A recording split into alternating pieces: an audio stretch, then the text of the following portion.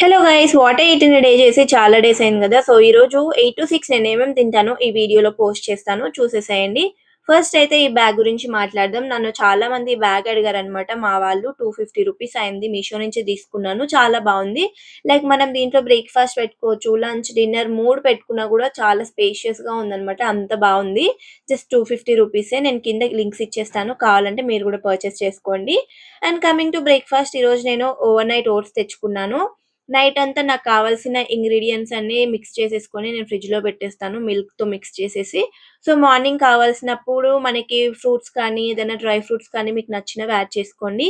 And next వీడియోలో నేను over night oats ఎలా ప్రిపేర్ చేసుకోవాలో కూడా చూపిస్తాను. అండ్ బ్రేక్‌ఫాస్ట్ అయిపోయిన తర్వాత లంచ్‌కి నేను ఈరోజు 2 బాయిల్డ్ ఎగ్స్ తెచ్చుకున్నాను. అండ్ దాంతో పాటయితే గోధుమ రవ్వ ఉప్మా అనమాట. ప్రీవియస్ వీడియోస్ చూసే వాళ్ళందరికీ తెలుస్తుంది నేను గోధుమ రవ్వ ఉప్మా ఎలా ప్రిపేర్ చేసుకుంటాననేసి. జస్ట్ ప్లెయిన్ వాటర్‌లోనే బాయిల్ చేసేస్తాననమాట, కొంచెం సాల్ట్ ఏసుకొని అలానే తినేస్తాను. అండ్ దాంతో పాటు ఈరోజైతే నేను మునగాకు పొడి తీసుకున్నాను. కొంచెం ఘీ ఏసుకొని తింటే బావుంటుంది. సో, లంచ్ అయితే సెట్ అనమాట. ఇంతటితో లంచ్ అయిపోతుంది. అండ్ ఈవినింగ్ స్నాక్ లాగా అయితే ఒక యాపిల్ పీనట్ బటర్ తెచ్చుకున్నాను. అండ్ మీకు కావాలంటే కొంచెం స్వీట్ క్రేవింగ్స్ తగ్గించుకోవడానికి ఇలా తింటే చాలా బావుంటుంది.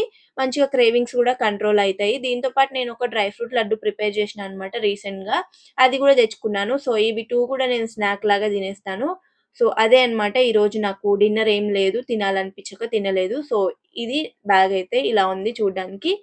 సో, మీకు కింద లింక్స్ ఇచ్చేస్తాను, కావాలంటే పర్చేస్ చేసుకోండి. వీడియో నచ్చితే లైక్ చేసి, షేర్ చేసి, సబ్స్క్రైబ్ చేసుకోండి. Bye bye.